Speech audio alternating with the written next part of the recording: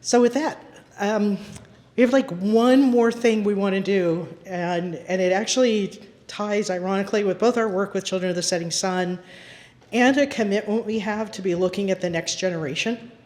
So Noelani, you're still here, is going to do like a brief introduction to what you're going to see. It's a trailer that like is a little bit amazing and mind-blowing. But I'm going to let Noelani talk about this, and then you all can get up and grab lunch.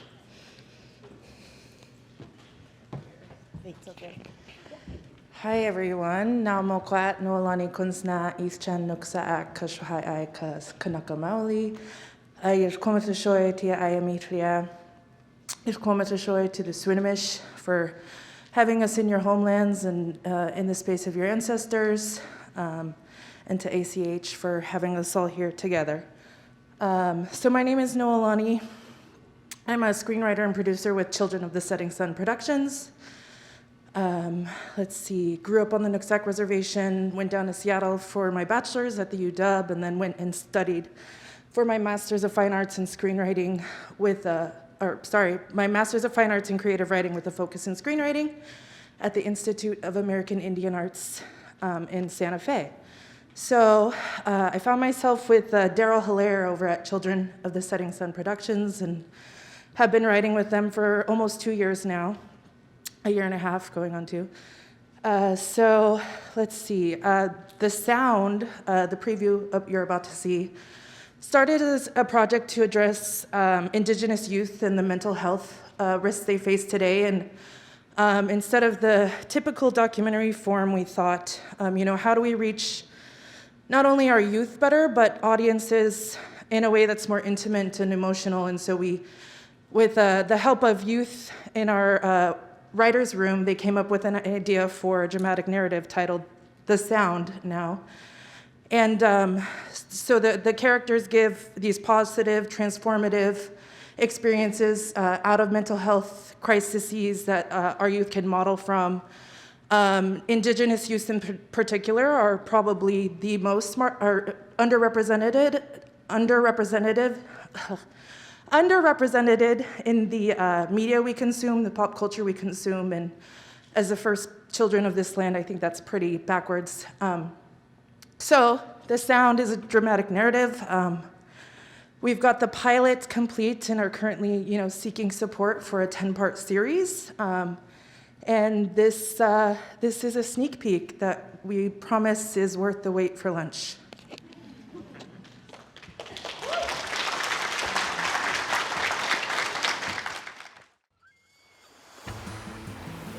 When you're a vocal people that are silenced,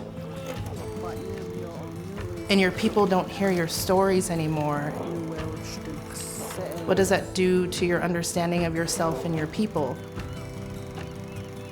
What does that do to your self-esteem as an individual?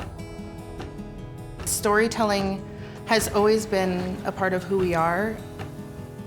When we're able to tell our stories, there's healing in that, there's power in that, there's medicine in it.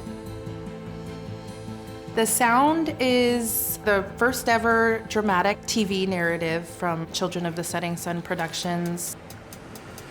Follows a misfit group of Salish teens as they embark on this epic canoe journey over the summer after their high school graduation.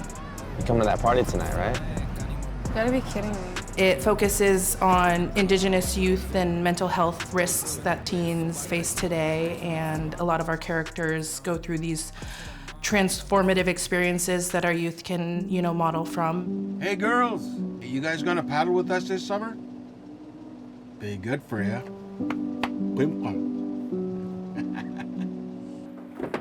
We have Tiss, who's this rebel looking for a cause. What's this? I got a friend coming over. He's gonna be buying all this. He's not coming back. She's living with the loss of her father and with a dysfunctional mother who's a recovering addict. And so she's dealing with this sense of negligence from parenthood. Ever think you might just disappear one day? No. Wherever I go, there I am. Tiffany's mother, she struggled with being a single mother and falling to substance abuse. I'm sorry about earlier. Let's take and eat. I gotta go. Tiffany's dealt with that her whole life, and that comes out in ways where she's irrational or impulsive. By the end of the season, you'll see her understand where those feelings are coming from and where to go to address them in a good light, and that is going to the culture, into the water, to the canoe.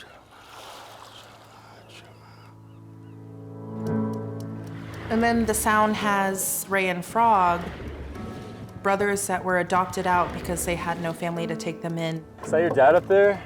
Dude, what a legend. What hurts us is we know how hard it was for you, coming from where you came from.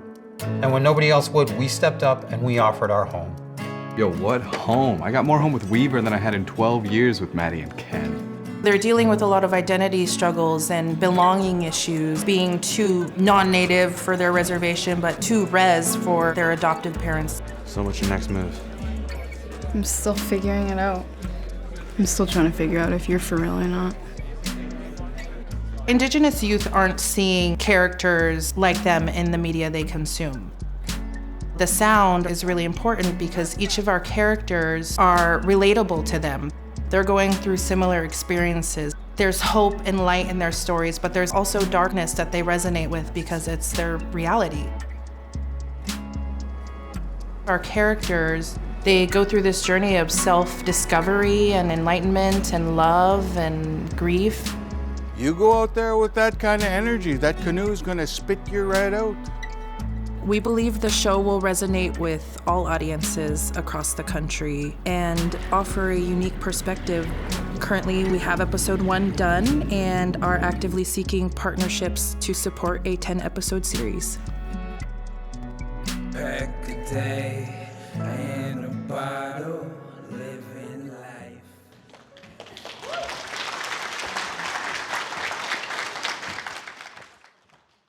Right here. Hi, I was just wondering if there's a place to watch the episode or if it's going to be out on a platform, because from what we saw, that was amazing, and I really want to watch it, and I'm excited.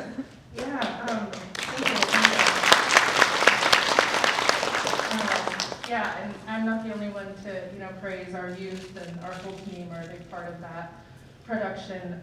So right now, the pilot we're using to obviously fundraise to kind of produce a 10-part series that we want full control of. So we're reaching out to our nonprofit relatives and just philanthropists that we know to kind of support this so that we can have full creative control and whatnot. And then once the series is done, which we're hoping we can film next summer, the rest of the 9 episodes, we'll kind of pitch to sell that to a broader streaming platform. We are thinking, our sights are set on some big names like Netflix or Hulu, but that's after we complete the series ourselves, just to kind of keep the story our own and the intention. So, but I know we have our own YouTube page, and so some of the clips may be on there, or maybe some of the episodes, but that's all kind of in the air, and we're fundraising now, so we'll know more in the coming years. But I also, just to mention, the production is just as, or the process is just as important as the production, and on that set we had so many Native youth involved, from PAs to camera assisting, to talent, so many wardrobe, makeup, so that, it's not just about creating this cool film, but the process of exposing our youth to these fields they may not have the opportunity to otherwise. So just wanted to say that. Also, some of the talent you saw in there, Takaya Blaney, Kayak to Klimptu, Monkey Beach, actors from BC, also Stormy Kip, who was in Hulu's Prey, and also, I don't know if you've seen The Grizzlies, but Paul Natariak, who was nominated for a Canadian Screen Award. The elder you saw in there, Rudy, is Sam Bob, who's a recipient of a Vancouver Jessie Award, so the film awards up there. So we have a really talented cast and crew, and there's a lot of potential there. So just wanted to mention that before. Yeah. Thank you so much for joining us.